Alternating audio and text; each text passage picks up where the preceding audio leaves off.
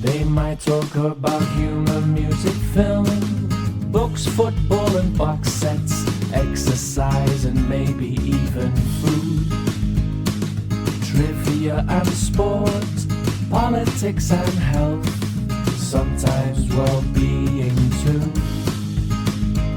On the Life with Brian. On the Life with Brian. Welcome to another stroll through what we loosely call a podcast, with myself, Mark, and my co-host Matthew doing the steering. All the while, top ex-footballer and now nationally recognised beard enthusiast Brian McClare gets all the headlines. We can't really get you out of the papers these days, Chucky. What's going on? Well, it must have been quite an interesting hirsute people, isn't there? So me being one of the very prominent people, I suppose. I have no idea. It's a complete and utter mystery to me. Yeah. Well, they say that a week is a long time in politics, so hopefully the next hour or so won't feel anything like as drawn out for our special guest on this episode. He spent over 30 years as one of the country's highest profile political journalists, in roles including the BBC's political editor, and now as one of the hosts of Radio 4's Today programme. A warm welcome to Nick Robinson. Thanks for joining us, Nick. Well, what a pleasure to be here. And Brian, what a delight to, sort of meet you. Well, it's maybe one day we will meet in person. You know, I'm thinking it'll be a bit more interesting than Gary Neville. Anyway, that's my claim. That's my claim at the moment. That you might have changed your view in maybe 10 minutes' time. But if you work for the BBC's, we don't talk about any Garys along with football and politics. Well, actually, that was where I was my opening thing because of recent media and all the other stuff surrounding that. I was thinking to myself, well, fantastic, you've agreed to come on, but you can't actually talk about anything. Well, you know what? Apart from your job, which is in politics, I thought, we're going to have to sit and go through various different tales about politicians, ministers, aides, advisors. Well, we're not broadcasting on the BBC, so we have a little bit of freedom here. So I wasn't quite sure. So what are you actually allowed to talk about apart from? I'm allowed to talk about anything completely impartially. Now, right. It is slightly tricky when it comes to football. For people who are not watching but are listening, they may not see, but I am in a temple to Manchester United. There's an Old Trafford sign here just behind me, and then a whole series of shirts, a few of which you might even recognise. I'm afraid a sharp one, which is what you wore, is up on the other. I was going to say, I didn't see a Brian McClare model there. Yeah, well, this is my son's bedroom, which I now use as a study because he's left home. Right. But it has shirts all over the wall, United shirts. And I have my sharp one upstairs. You're forgiven. I'm sure Brian forgives you. I mean, that was something I was going to start with, really. Your love of United, did that come about from you doing a paper round for a newsagent that was run by a former United player? It did, because my dad wasn't into football at all. I mean, we just didn't watch it at home. I mean, this is, of course, in the days of 3 channels and Match of the Day and the big match on ITV.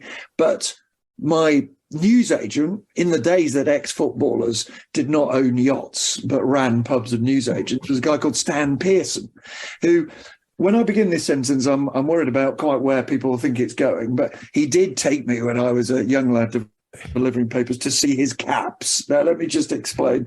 These were his England caps. I think from memory he had eight caps there. And he infused me for football. And then I went to clean the glasses in the local pub. And there was a guy who said, I'm a season ticket holder at the Stretford End. He was a bit older than me. And he used to drive me in his souped up Mini. And I went, and I'm a posh kid from Cheshire, about 15, 16 miles south of Manchester. And it's in the days that football was still quite lively. And I used to go to the Stretford End. And the main thing I remember is tying my specs onto my head and then adopting that pose you had to take on the Stretford End, because you thought, if there's a surge, I'm going over. And my glasses are falling off.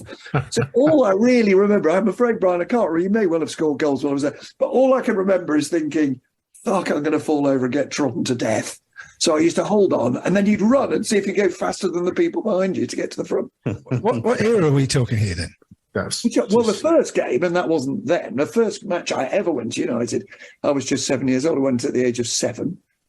Right. I think I saw one of George Best's last performances. And I have a vague memory, it may be that listeners can help, if you don't have an encyclopedic knowledge. I have this vivid memory, but which I've never managed to kind of Google the answer to, that Alex Stepney was either sent off or carried off injured.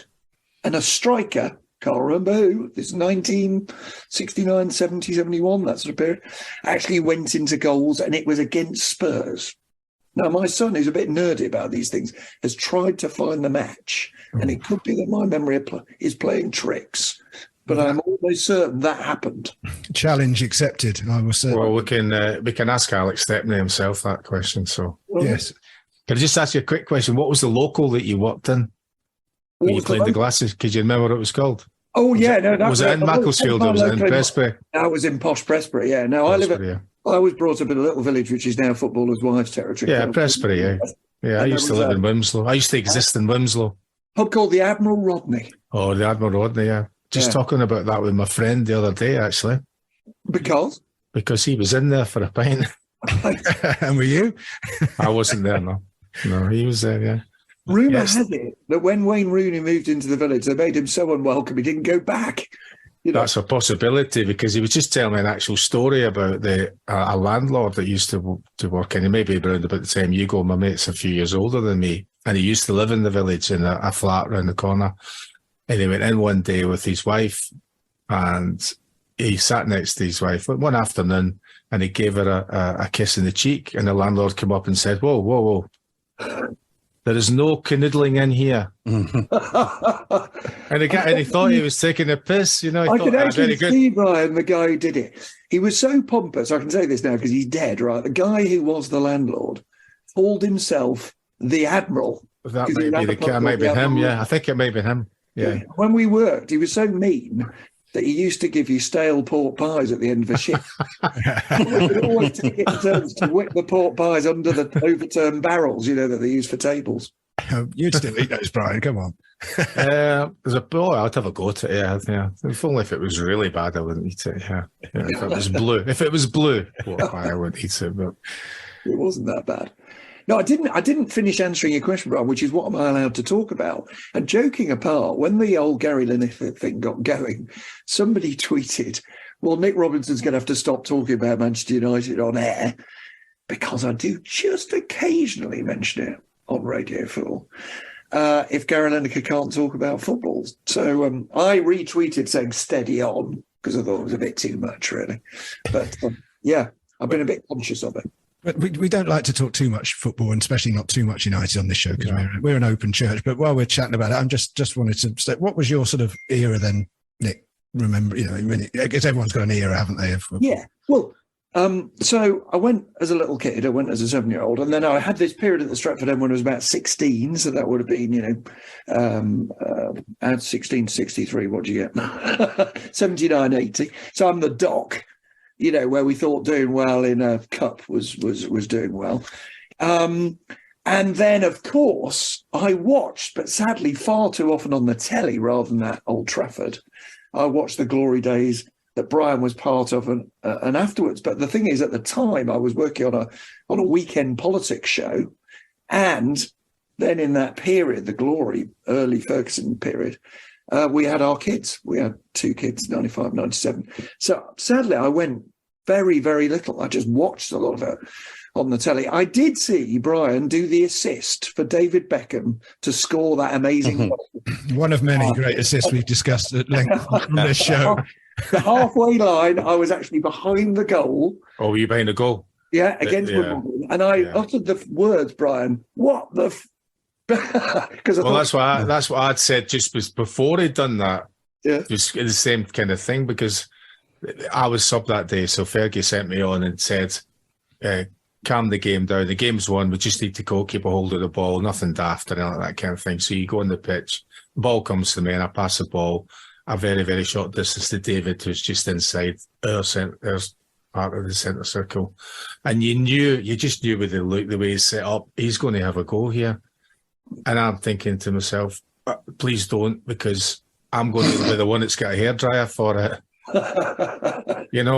He's just told me a few seconds before what the instructions are, and you're fucking it up big time by having a shot, right?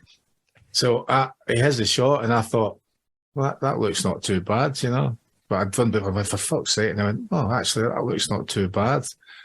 And because of the reaction of people like you behind the goals, you could see it had gone in. Yeah. And then my second thought is Scottish goalkeeper. Because it was Neil Sullivan was in goals for Wimbledon. That's and I'm thinking, that's it. Back to the Scottish goalkeeper. No wonder he scored from there. It was.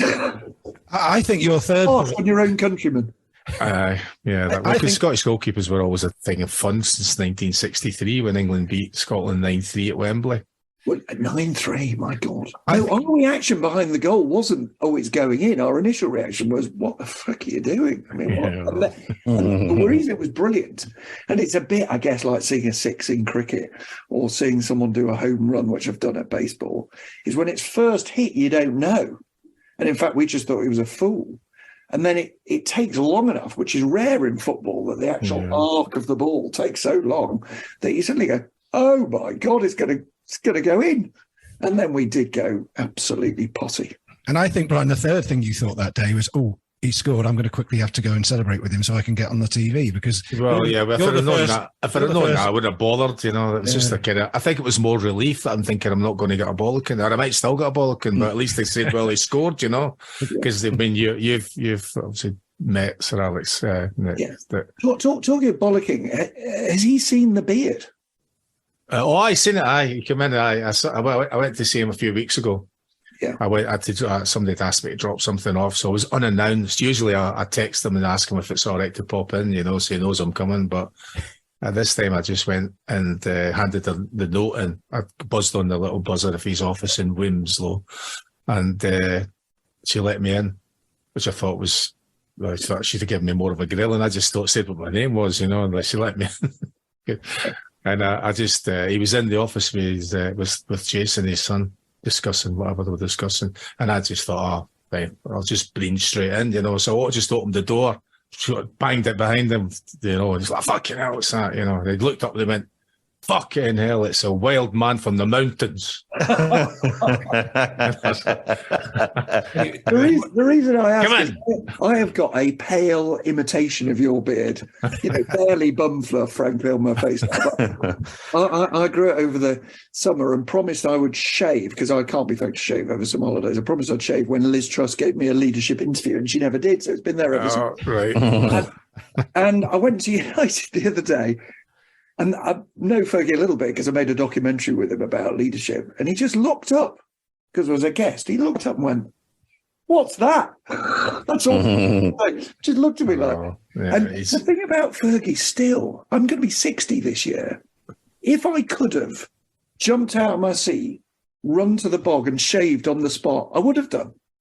Because he just still has that effect on me. He says something that's mildly disapproval. Well, that's something you've said, Brian, isn't it? He still haunts you to this day almost. You still have dreams about him, and not usually very pleasant ones, But hair drying dreams. There's sometimes it is, or just disappointment, I gave me when I was fortunate I've spent 11 years as a player with him, and then a couple of years later, I came back into the academy and the coaching side of it, and I spent another 13 years with them. So a long time to be involved with someone who's really your boss, really. And he never had changed in the sense of what his aspirations and what his expectations were. And I got a hairdryer one lunchtime 14 years after the event. What had you done? I hadn't marked my man properly in the League Cup final that Sheffield Wednesday won. So, and I couldn't say anything about it because what he told me to do, I didn't do. Yeah. So hold on, he had given you the hairdryer at the time, but he gave it you again. Imagine. He just had to come into his head for whatever reason, sitting at a lunch table surrounded by the rest of the staff, and I'm getting he wasn't shouting and screaming, but he was definitely saying, "Yeah, that was your fault," and all that. And then I'm going, that was whatever, 20 odd years before, and I was going, that. He goes, "Doesn't matter." What I think is fascinating, and I'd be fascinated to know your view. The reason I wanted to make a documentary about him, was because I wanted to know what were the leadership skills that he had. Forget football, other people. I'm not a football journalist.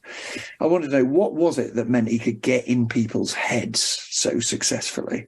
And were those skills he could transfer if he became a politician or a general or, a chef in a big kitchen or a conductor? We made this documentary. And I was amazed at the way that in the short time I had exposure to him and my team, and in fact my boys are both now season ticket holders at the Stretford End, and the short time they had with him, they spent about half a day with him, they would have jumped out of a window for him. I mean, he had this amazing capacity to make people want to please him. He was the best pavement psychologist I've ever come across. He learned from several other wonderful football psychologists, Jock Stein, Bill Shankly, spent a lot of time studying Jock Stein and being in the company of Jock Stein. He used to go to this, he knew that Jock Stein was a Celtic manager and went to a particular restaurant. And when he was a player at Rangers, he used to go to the same restaurant, hoping he would bump into him and maybe be able to spend 5 or 10 minutes just talking to him mainly about coaching and management, not about playing. And the other thing I think you just mentioned there, he read books about generals. He read loads of stuff about books about generals. He's gripped by the American Civil War. He's got all of that sort of stuff. He used to love all of it. And they used to ask me, I don't read. I said, I didn't read biographies. And they said, why you should be reading biographies? I says, no.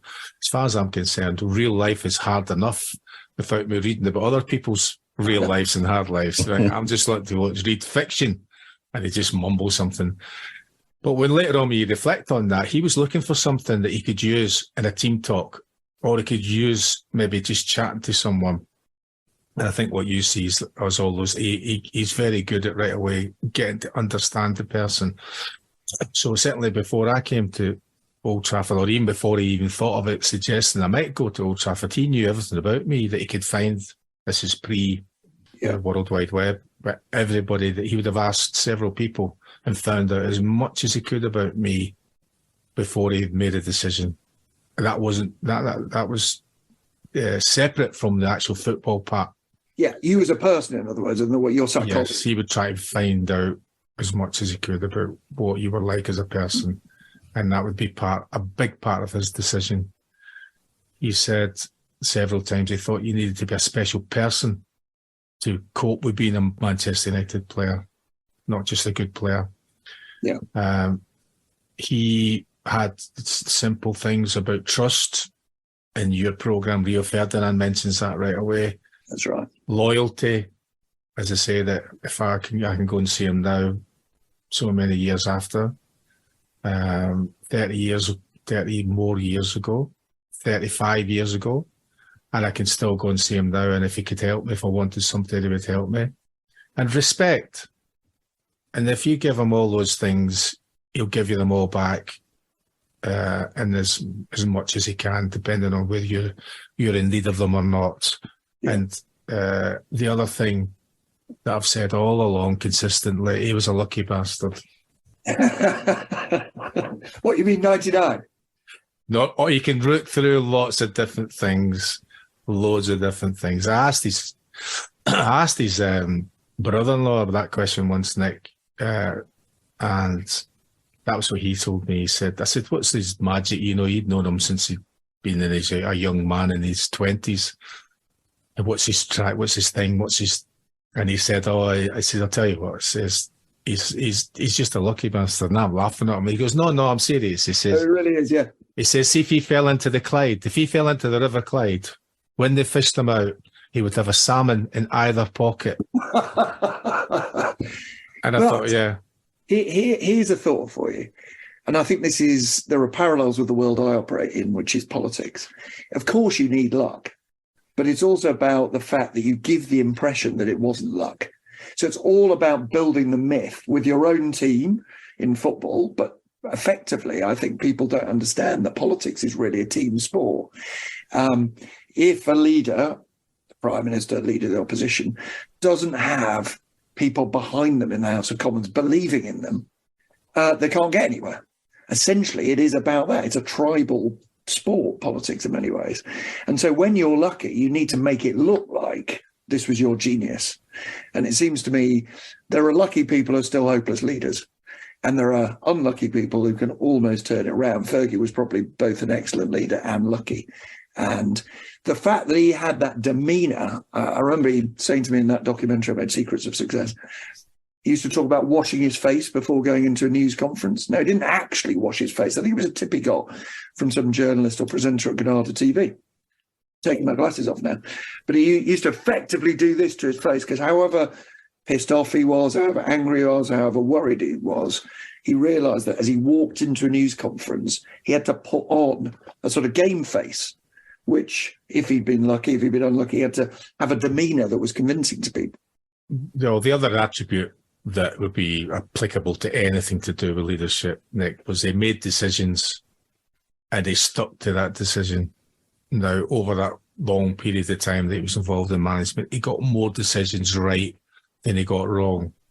But with the major decisions that he would accept he'd made wrong, he learned from them and would try and make up for those particular errors, which maybe some politicians in particular could heed.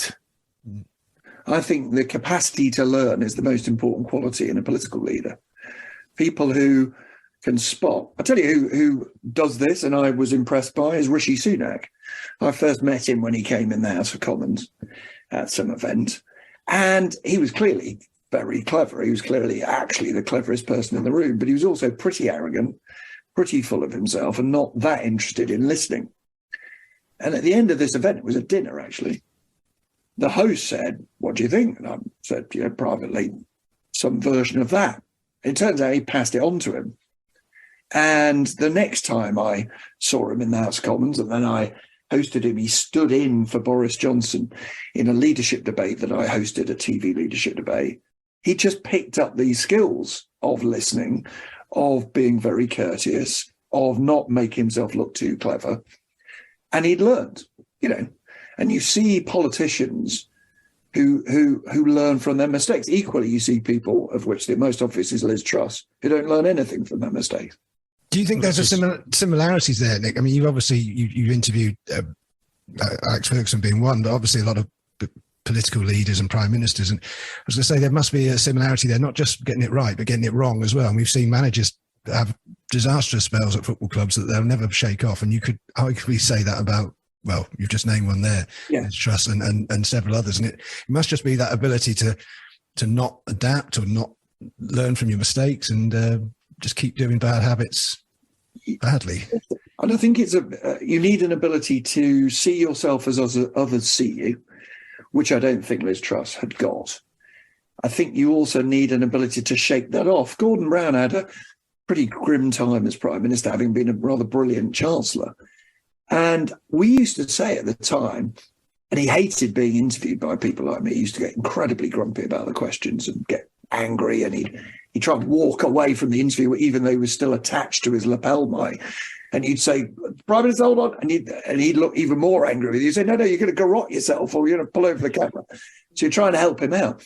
And we used to say to each other, doesn't he realise how bad it is? And I realised that the actual problem was the reverse. He spent his life realising how bad it was, and his inability to shake that off. And I think some football managers have that. So that every day, and particularly at night, I think he was beating himself up. And friends of mine who work for him or ministers would say they get emails from him at 4 a.m. His problem wasn't that he didn't see how people saw him. He was obsessed with how people saw him and couldn't forgive himself for not being good enough. And he wasn't worried about that as Chancellor. And I think now he's a much happier man as a result.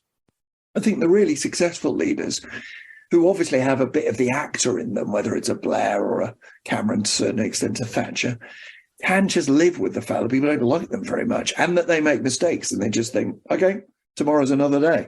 They can still sleep.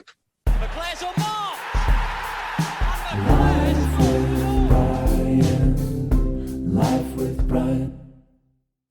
See, after the research I've done, I think you made a mistake, according to Neil Sherlock, you should have went down the political view and that we should be talking to Boris Johnson now. He should have been the journalist and you should have been the Prime Minister. I think that's all. I'm not quite sure what happened there, but this is my friend who I now have said to my friend, being a friend is not dropping your friends in it. And when Boris Johnson became Prime Minister, he told The Guardian that when we were students together at Oxford, that he thought I'd be the Prime Minister and that Boris Johnson would be the editor of the Time. And I have had to live this down ever since. They know.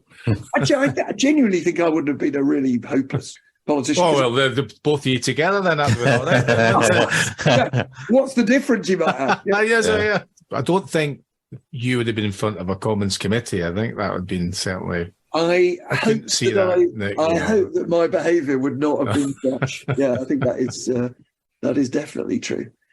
Now, I tell you why I don't think I would have made a very good politician is that... first of all, I would have had too many arguments. You have to, in your early days as a politician, you certainly have to schmooze. You have to know when to zip your mouth. You have to creep people. And I'm not terribly good at that, really. It's not kind of my thing. And the more I've done this job, the job I'm in now, which is like my whole adult life now, I've got this appalling tendency that whatever I hear, I can always think of the arguments on the other side. I spent my whole life annoying my friends and my family, going, but on the other hand, Well, yeah, it's a great ability in your role to have a balanced view. One of the things when I was looking at stuff is, does it piss you off about politicians, MPs, ministers, advisors, age, making comments about you, because you've asked the right question or the question you wanted to ask and it's irritated someone else, for example. Yeah. So there's a kind of blanket thing that one of the ministers made that you personally had cost the BBC a fortune. Now, does that annoy you, or do you just think, well, I've actually done my job properly and that's the way that they behave? Because maybe it's like anything that when we get to our age, I'm born the same year as you, is that nostalgia, right? Is it what it used to be? Now, I know there wasn't all the access to all of the stuff we have now to be able to see in all sorts of different formats, but it seemed that either the lives were better in the 60s and 70s and 80s, or there's just more opportunities to get found out now. I think there's more opportunities to share them. I mean, I think if politicians in the 60s, 70s and 80s had made the gaffes that they did make and told the porkies that they did tell, but it could be instantly shared on social media, I don't think it would look that different.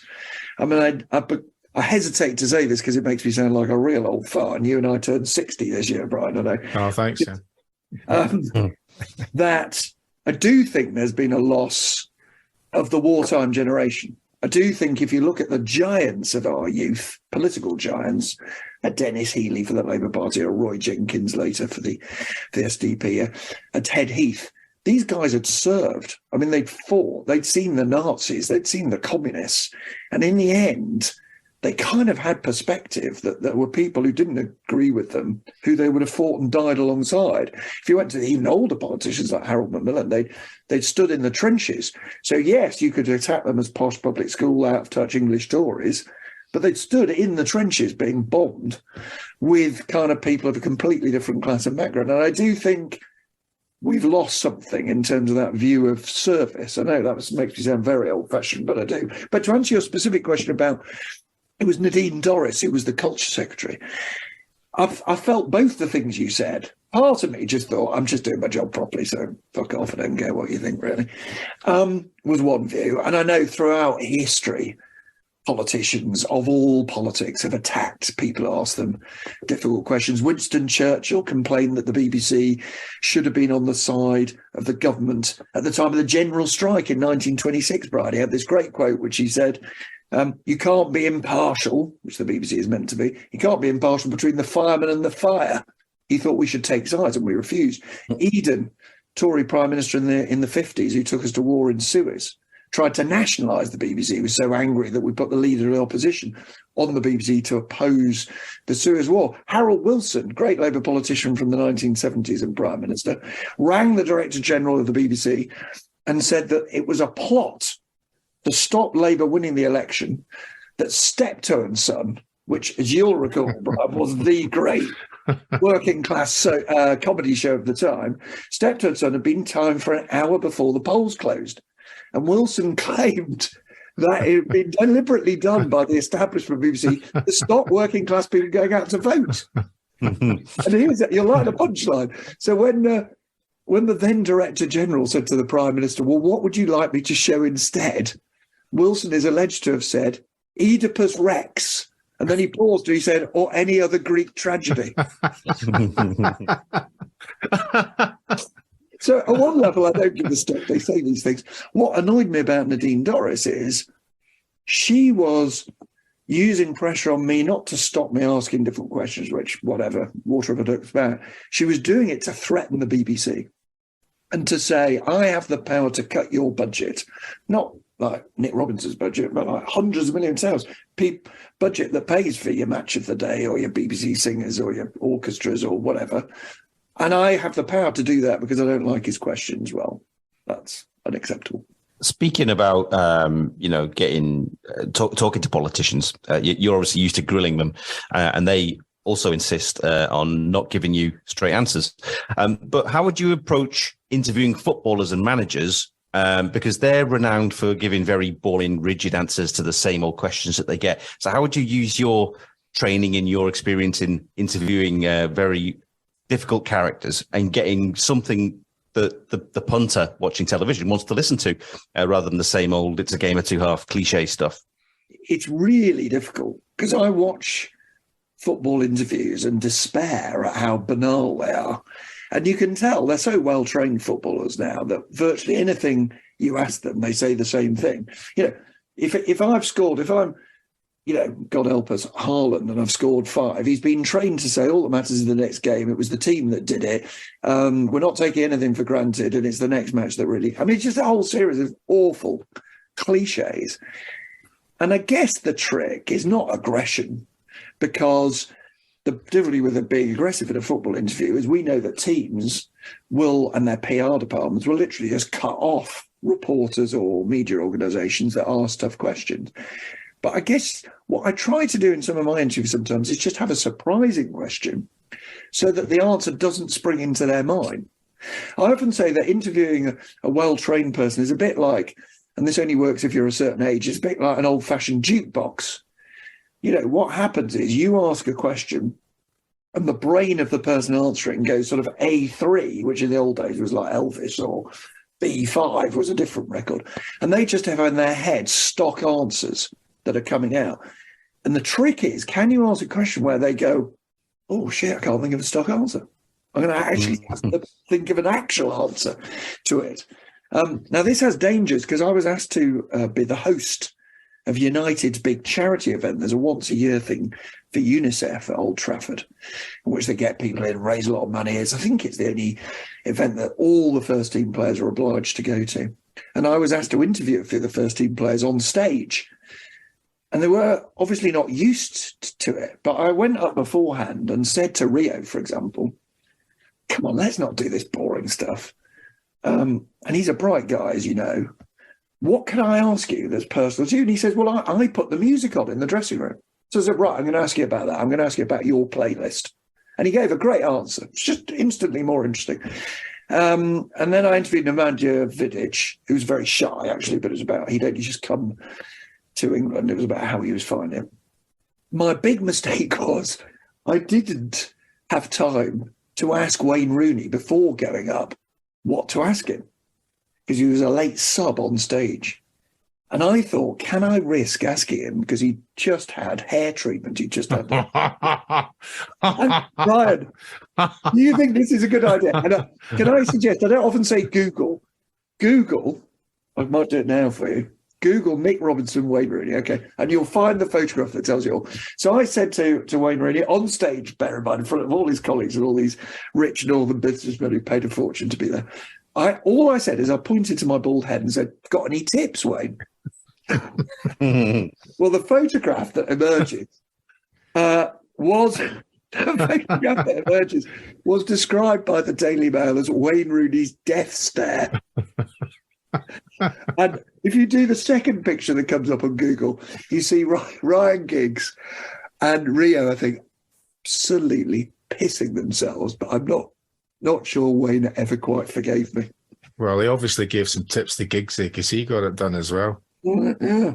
So, yeah. I think it is one of those things. It's that when it comes to vanity, not a lot of people, but certainly football players in particular, and certain my experience, and don't want it to be they are vain, but they don't want it pointed out.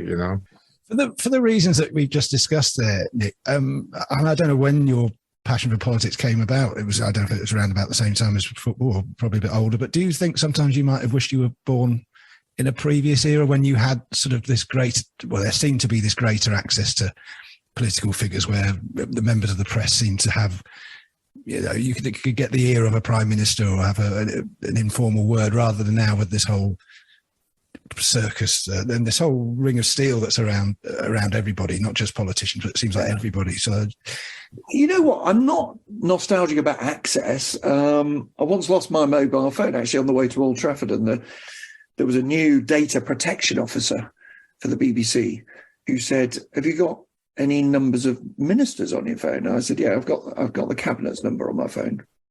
And she just paused and went, No, I didn't ask you that. I asked you whether you got any ministers. I said, "Well, I've got the cabinet's phone numbers on my phone." And her face went white because I'd broken apparently data protection rules by losing their numbers. She said, "You don't got the Prime Minister?" I said, "Of course I got the bloody Prime Minister's number on my phone. I'm a political journalist." You can still get through to those guys quite easily. I mean, I don't think he'd mind me saying that I teased Rishi Sunak about a Southampton result the other day. You can talk to politicians.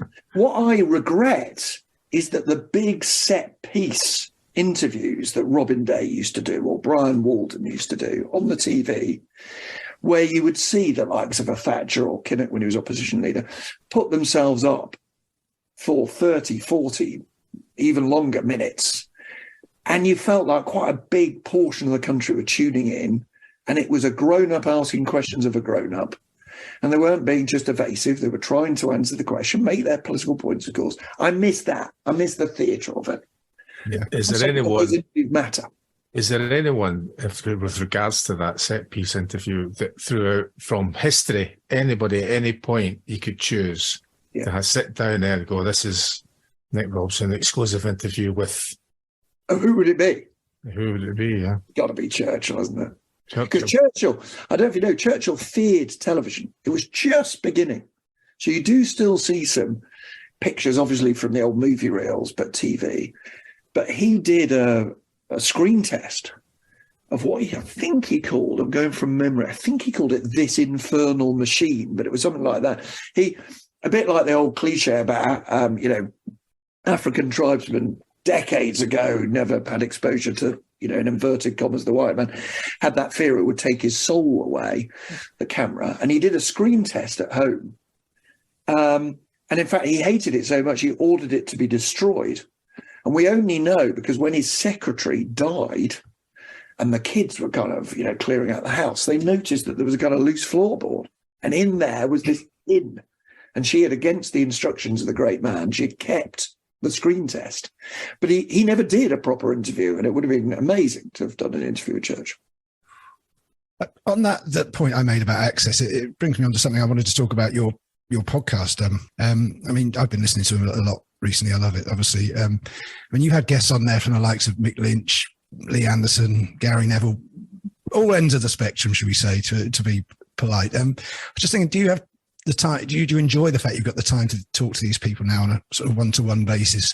I think you call it a chat rather than a stern conversation rather than a grilling or conversation. Not an interrogation, is there? Yeah. From the listener's point of view, I think it's great because to me it seems like you're not there looking for necessarily a headline or like you would do if you're interviewing for ITN or BBC. You're chatting to these people as probably like we are here. You've got things you want to ask them, you've got things you want to find out, but the podcast to me seems to give you the freedom to have that chat that you may not have done when in your political guise. That's right, and that is why I love it. And it's a bit like, the pleasure you guys, I think, obviously get and Brian gets from doing this podcast. It's a different sort of conversation. But it came from the fact that I was getting bored with having an argument with the London cabbie, the cliched London cabbie who basically says they're all the same, politicians that is, They're all on the take. There's nothing that separates them, and they're only in it for themselves. And I used to have arguments in the back of the car going, honestly, that really isn't true. I mean, it's so lazy. It's just not true. And eventually people would say to me, mates would say, well, do you keep saying these people are kind of more interesting or have greater depths? We don't see any of that.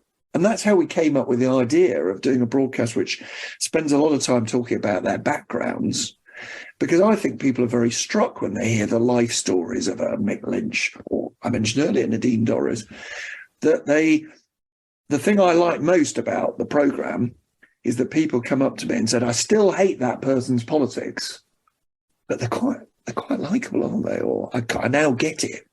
So if you take someone like Nadine Dorries, who massively winds up one section of society in a bad way, obviously a lot of other people like her, but her telling her story about growing up in real poverty in Liverpool, and remember hiding when the coal man came round to money from home, remembering, although not telling me a great deal about it, but the abuse that she suffered at a Roman Catholic school. You hear the anger that she felt that it was assumed simply because she lived in Liverpool, she had to hate the Tories. When you hear that story, there's a whole lot that makes sense about why she is what she is now. And that sort of sense that football managers have, which is if you understand not so much the kid, but the teenager, you'll understand the adult.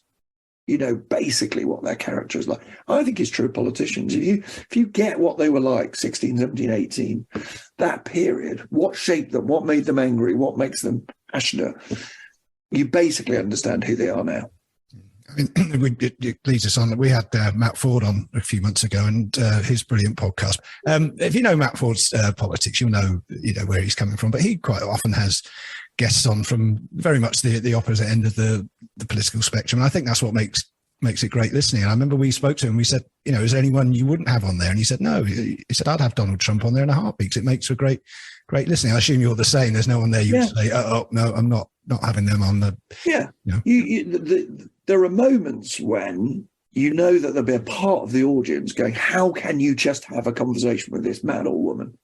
I mean, I interviewed the Home Secretary, Suella Braverman, the other day, but it was the day after she published the new bill. Now, normally when we do these conversations, they're not that topical. They're at another time, but just by chance, this ended up being the day after she was publishing this new law on migration, which meant that anybody who arrived here, in inverted commas, illegally over the channel would automatically be sent somewhere else. Now, that was being cheered by some, and other people absolutely hate it. And go as far, well, Gary Lineker, for goodness sake, has described it as like the language of the 1930s. So when I'm having a conversation with her about her childhood, about her immigrant background, you're very nervy that it will look like you're just, soft soaping her and giving her the chance to present herself in a generous way. So you do have to be wary of the fact that parts of the audience don't want Mick Lynch to sound good, don't want Suella Braverman to sound good. But in the end, we've just, I try to put the odd tough question, but I try to say to the audience, you're grown-ups. Mm-hmm. They still hate this person at the end of it, but at least you will know, and you might be slightly surprised, that Suella Braverman studied in France, loves Proust, can read French poetry, had a mother from Mauritius and a father from Kenya, I think I'm right in saying from memory.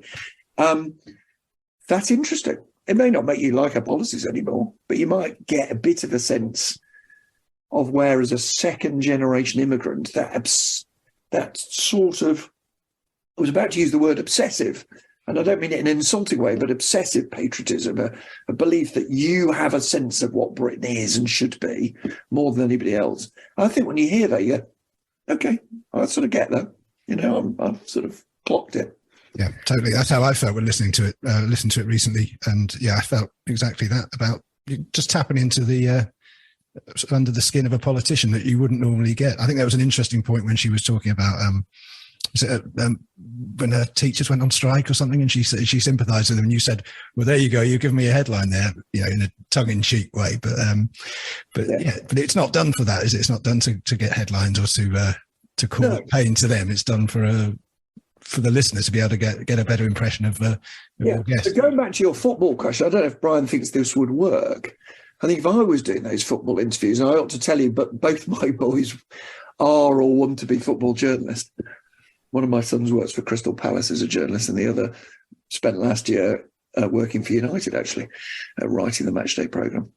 I'd try to know, it's a bit like what Brian was saying about Fergie, I'd want to know enough about the player that I could ask them something that isn't just a question that any idiot could ask them, something that I knew about how they train or how they behave or who they like or something, in the hope of just drawing something out of them that isn't frightening for them. It's not something I think, oh my God, my agent will be furious if I say this, but just something gives you a bit more, in the way I did with Rio Ferdinand's playlist. It's not some great revelation, but it was a nice story. I think you're right. I mean, there's very much more media training than there was when mine was learned on the hoof about what to say and what not to say. A lot of it was down to the fear of not upsetting the manager, particularly at Manchester United, because you knew that if you said you could have said something in any media at the time, and it may have cost you your career at Manchester United. That's just how the man would be thinking at times, So you can use Jaap Stam, for example, mentioned something in his book, and he said different things about it now, but the very next day that the book came out, Jaap Stam's been sold to Lazio.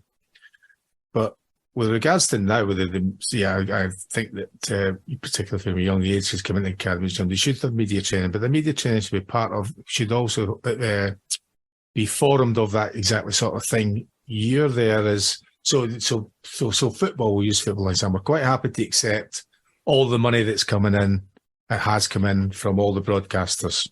The broadcasters then ask for whatever it is in reply. And I know that they keep pushing, and with some sports they allow the cameras in to the dressing rooms. So far, that's not been given a positive answer from any Premier League clubs. But if you can make it more of to teach them that listen, you're there because people want to hear something more interesting than you just mentioned there about Haaland. And this is what you should be allowed to say, that for a more interesting point.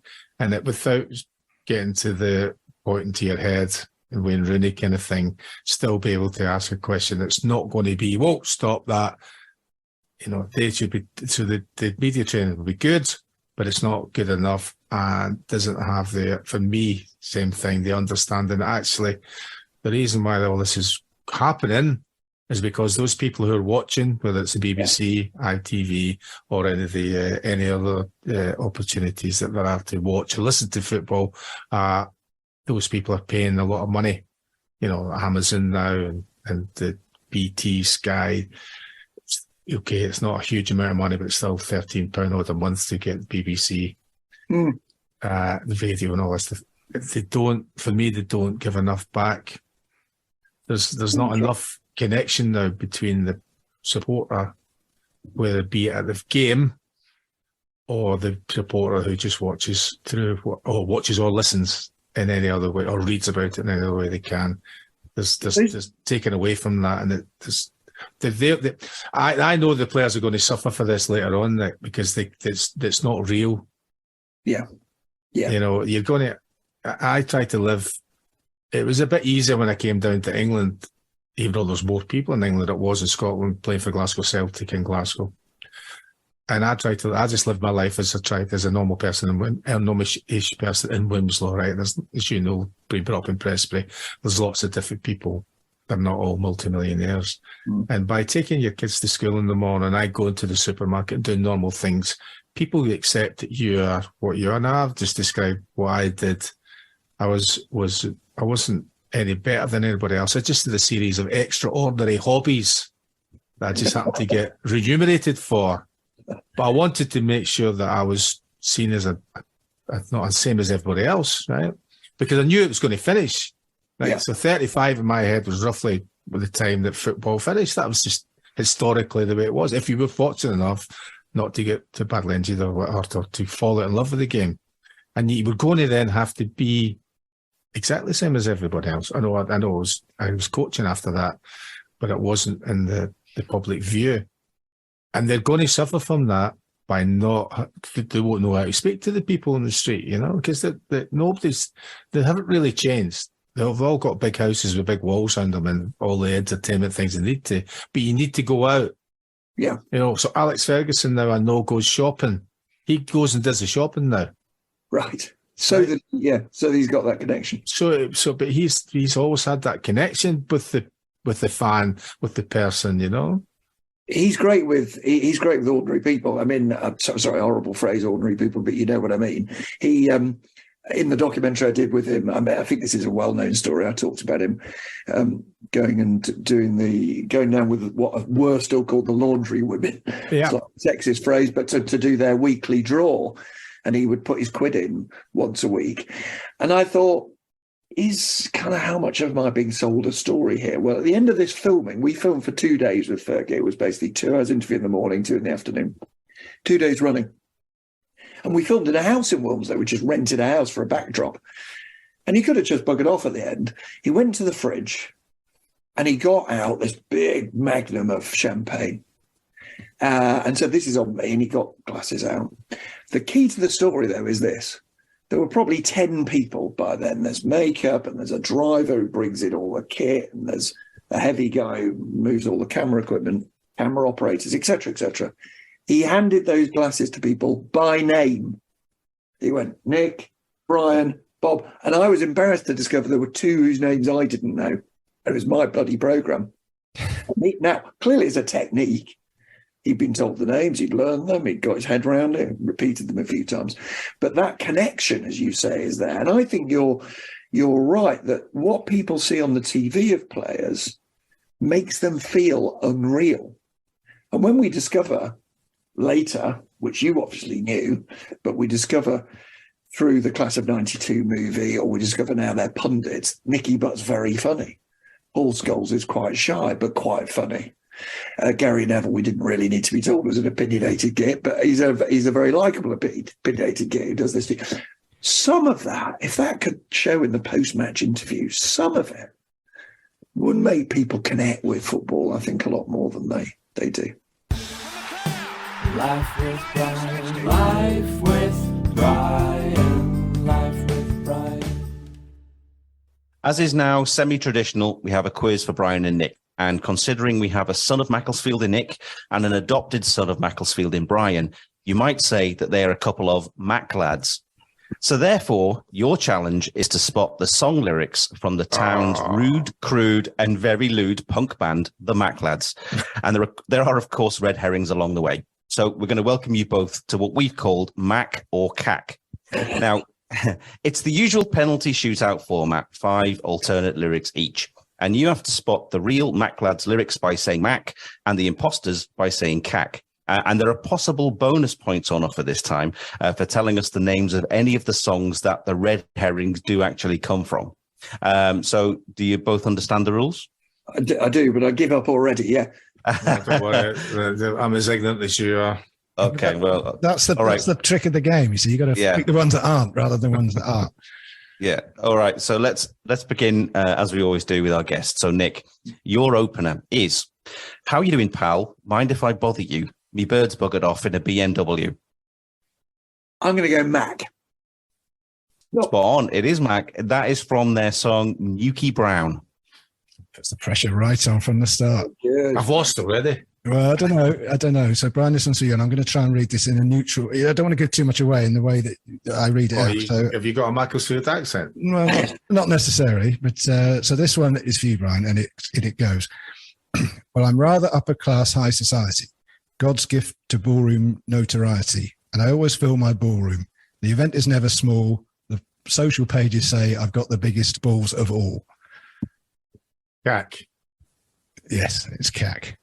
Can you harbour a guess at who it might be? It has harbour a guess who it might be. Yeah.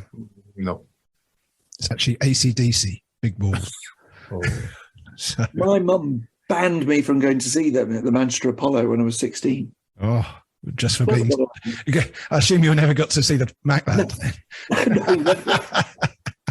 No, I never got to see the Mac Lad. No.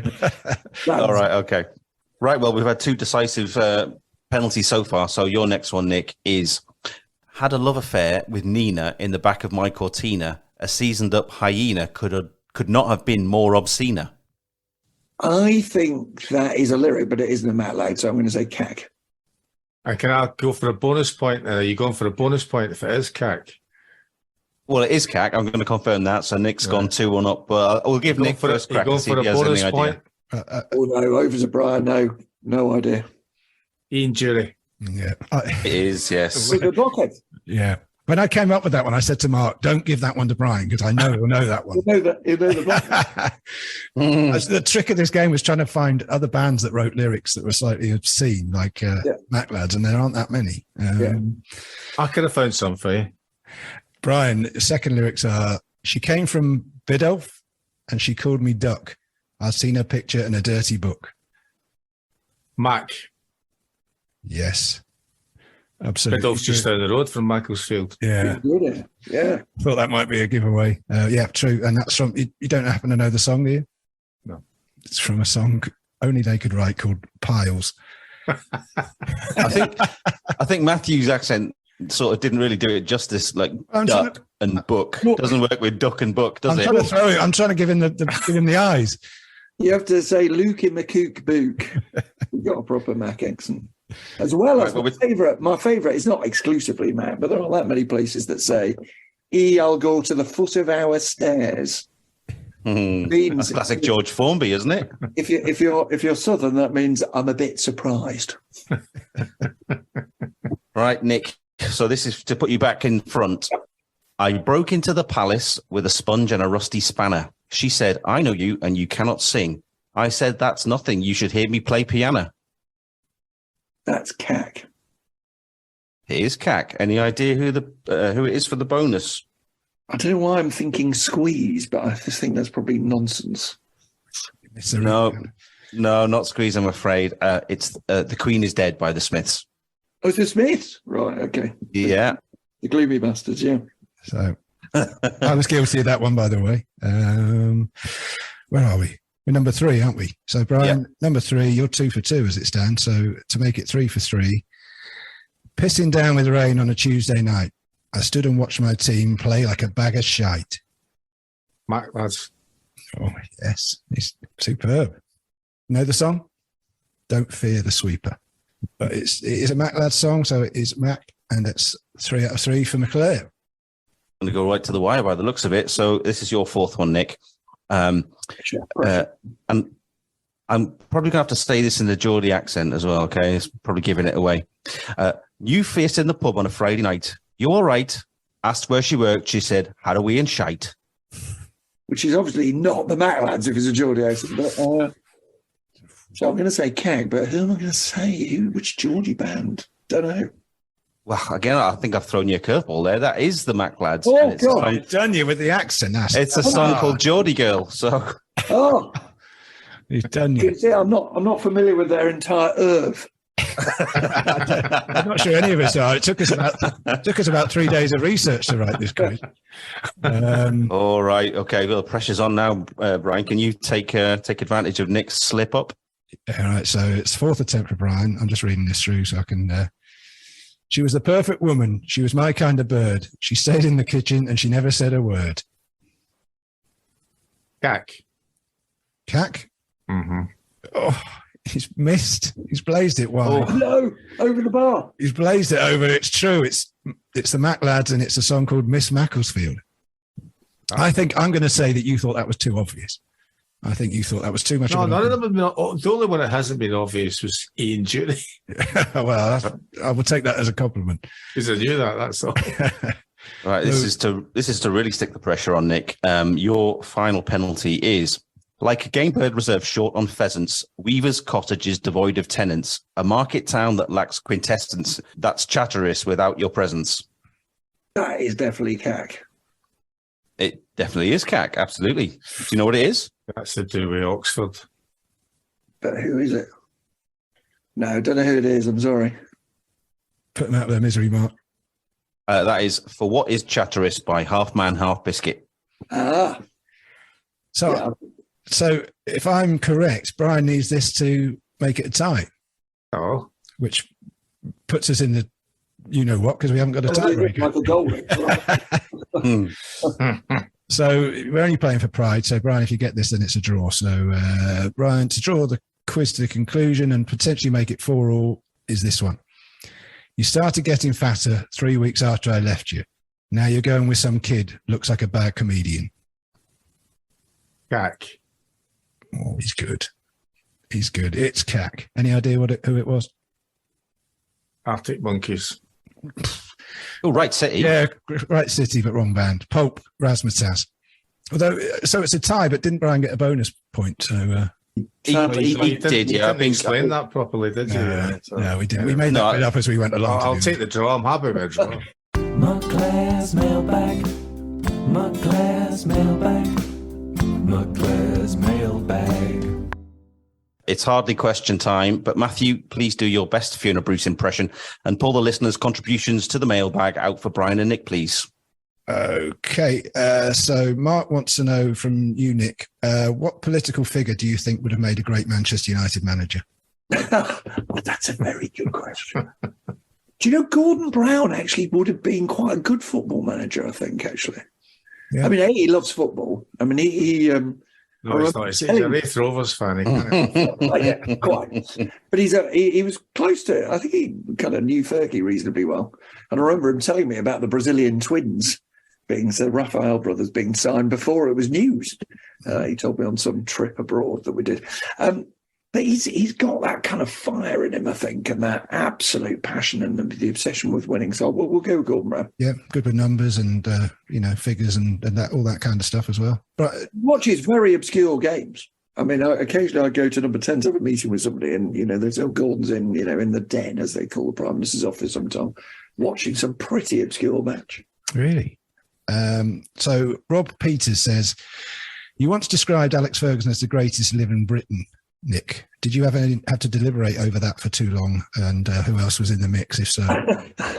Yes, it was a sort of instant thought on the day he retired, which absolutely did the trick, because suddenly everybody was talking about it, and it did seem entirely implausible. But I for the reasons I've said earlier, I am a genuine admirer of his. He has got flaws. I think Brian will know that. Lots of people know that. He is not without his flaws, Fergie, because for all that Brian was talking earlier about the loyalty, for example, which is so obviously there, if you get on the wrong side of him, you pay quite a high price, I think. But I thought he was just an incredibly great example, and I think remains an incredibly great example of leadership qualities and of passion and belief in other people. So I'm going to stick with that thing. Yeah. Once gave me a great piece of advice, by the way, for Brian and I entering our dotage at the age of 60 this year. His key advice, I said, how do you enjoy retirement? And he said he got a great piece of advice, which is from a friend of his: never wear your slippers at breakfast time. Now, does that need unpacking? Do you need that explained? Doesn't need unpacking for me, no. Yeah. It's like, if you get to the stage where you're just slobbing about in your pull-ons and your slippers at breakfast, then you've given up. Yeah, I can. Yeah. He puts his shoes on. I think I'll wear my slippers the next time I see him. I'll go. Yeah, you'll be don't. I'll go to see him with slippers on. Yeah, I bet you don't though, Brian, do you? Because we've said on this show. Oh no, it's different. No, it's different. It's not. It's a different thing, though, isn't it? I meant just that.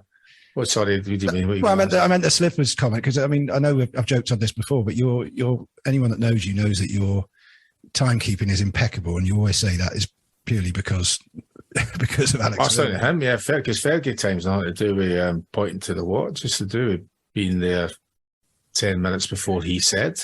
Yeah. So, Nick, if you ever agree to meet Brian in one of the many pubs in Prestbury or Macclesfield, be sure to expect him to turn up 15 minutes early. And it's not to get the round in. It's because he doesn't. Yeah, not always. No, yeah, Still terrified. Yeah. By the way, I've just remembered, if this is of interest to you, I feeling slightly guilty now because I tricked Gordon Brown into saying he wanted England to win the Euros because he was. He was on a trip and he was launching the government's backing for England to host the 2018 Euros. And I said, who do you want to win? Knowing that he was buggered if he answered, didn't say England because they were the hosts. And he was bugging if he did. It became a huge, I felt really guilty afterwards, going a huge storm afterwards because, loyal Scotsman backs England to win championship. It's not the first time you've upset the Scots, though, is it, Nick? It's true. Yeah, but it wasn't the Scots. It was Alex Salmond, who it turns out upset a lot of people. But I did have 4,500 people marching on the BBC Scotland headquarters in Glasgow behind a 30-foot banner saying "Sack Nick the Liar Robinson." And I went on because there was some row about some script line I'd used in the TV coverage of the Scottish independence referendum in 2014. And I went on Have I Got News for You a few weeks later, and they showed this banner, and Paul Merton said, "If I were your agent, I'd get them to change your slogan. You don't want to be known as Nick the Liar. It's not a good look." I could tell Brian had been holding that one in for the whole show. But a lesson learned from Gordon Brown, because Brian always never ever wants Scotland to win. We had Brian O'Driscoll last time, and England. Sorry, not Scotland. No, so he's never going to go down the Gordon Brown route of saying, even though he resides in this. Oh no, I can completely understand why you would have to if you were Prime Minister at the time. Of course, you'd have to. You represent the UK, aren't you? But he had to issue a statement, Brian. Later, I've just looked it up. He had to. So, having said he wanted England to win, he then had to say, "My ideal scenario is that Scotland play England in the final and Scotland wins." Poor old Gordon. He must have had hours of meetings to come up with that statement. But it's funny you mentioned about not being liked in Scotland, bro, because I was up there the other day actually doing a talk. And soon after, because the referendum, remained something that divided families and divided communities, and people felt very passionate about it. And I got in a cab actually at Glasgow Airport, and the cabbie said, "I'm surprised you can show your face around here." And I went, no, go on, tell me. I don't know if you ever have this with people sort of taking you on, and then they think that's all they need to say. I went, no, go on. He said, "Well, I'm not going to have a row with you." I said, "Well, look, you just have had a row with me." And we got half an hour from the airport into George Square, where I was going. Tell me. And I said, "There's only one condition. You can talk for most of the journey, but you've got to let me answer back, like, just before we arrive." So he talked. And after about 10 minutes of him saying I'd done this and that, and the BBC, and like this, I eventually said, "Well, look, I did actually make a mistake, and I apologise for the mistake. But here's why it's complicated to cover these sorts of stories, etc." And I got out of George Square. I said, "How much is that?" And he went, "No fare." I said, "What do you mean, no fare?" He said, "You let me tell you, no fare." It was about a 40 quid fare, but he didn't charge me a penny. I mean, that's a nice story, but I mean, in all seriousness, we all know, and we've spoken about it on this show, social media these days can be very poisonous. Did it get hairy at times? Oh God, yeah. I mean, I shouldn't laugh about it, but I can laugh about it happily now. I had cancer soon after the referendum, and people were very nice about it. It became public because I was supposed to be covering an election, and I had to be public about it to explain why I wasn't able to cover it as normal, and I lost my voice for a period, so I couldn't sort of be private about it really. And one loyal Alex Salmond supporter said, he said, "I hope you recover from cancer." I thought, was that nice? He said, having insulted me a couple of times, he said, and then get run over by a bin lorry. Truth is, I mean, look, I thought it was funny. My wife to this day thinks it's not funny at all, but I thought it was funny.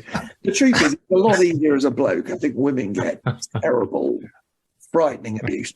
Yeah. I think as a bloke, sometimes it's frightening, but a lot of the time you just have to shrug it off. I mean, it's the same as some bloke coming up to you in a pub and shouting. You wouldn't take it all that seriously, would you? I think social media gives people a lot more of a backbone now, though, doesn't it? They don't have to come up to you and shout. They can say it at you from hundreds of miles away. But fair enough. You seem to be able to deal with it, which is good. Yeah. Two last quick questions. Stu McGraw, his question for Nick: which politician has been the slipperiest to pin down to an actual answer to a question you've asked them? I mean, I imagine we could be here all day. Yeah, but definitely Boris Johnson. Oh. Definitely Boris Johnson. Impossible to interview. I'll be honest with you, I hated interviewing him because he just knew it wouldn't go well. Because either you'd have to point out that he was avoiding the question, or and then you have a row and half the audience gets cross, or you don't point it out and the other half of the audience gets cross because you let him get away with it. And I did an interview with a Tory conference with him, which was a big deal. You know, it was a long interview, big slot on the Today programme. And I prepared massively for it. In fact, I took his chief of staff to Old Trafford, who's a Red, just to have a bit of a chat about it. I said, look, can we just try and not chat about the content, you never do that, chat about how we have a proper conversation, not have a row. And I got Johnson to arrive a few minutes early for his interview so we could chat. He completely ignored every question I asked. When in radio, you see, you can wave your hands about like I am now to try and say, come on, move on. And at the point I kept doing this, he broke eye contact and started looking at the wall. And I said, these days I now prepare a line to shut someone up because of this mistake. I said, because we're just so exasperated, I did the equivalent of Roy Keane on Haaland all those years ago. I said, Prime Minister, stop talking. And the thing is, I've actually apologised for saying it because I thought it was a bit unprofessional and looked a bit disrespectful. I still get people coming up on the street to me going, brilliant, we love that, mate, when you told us. Another free cab fare there. Finally, it's regular correspondent Cumbrian Dave who's been in touch, and he's actually got one for you, Brian. And here he is. One for Chucky. Which journalists did Sir Alex Ferguson appear to have the most respect for? Well, to just go back to a thing that Nick mentioned a few minutes ago about, I wouldn't necessarily see it as a flaw. It's again making the decisions about what he felt was when people had kind of gone against or been disloyal in a way. So I know that the same kind of thing that would have been we were talking about the politicians, older politicians, or politicians that spent a long time, ex-prime ministers, not been a fit or not, maybe people now not seeking their counsel. And I know that he was a huge admirer of McIlvanney. You know, he could have said anything really about him, but I think it was the same thing about if people knew him and what to be writing about him and his football teams, he'd be okay with that. When it came down to the thing about the BBC, someone saying something personal about people that were close to him, and that's unacceptable. That didn't matter about what that particular person did. Yeah, criticise him. He would always protect his team and his players, but don't go beyond that. And some of the times he would have felt that if the criticism had gone too far and hadn't been, a lot of times it would be reported on things that he had not said in a way he didn't say it, just because that particular journalist wanted to make the story appear in a particular way. It benefited lots of people in that he spent a lot of time in litigation, and a lot of times he won money, and he would take his staff out for dinner.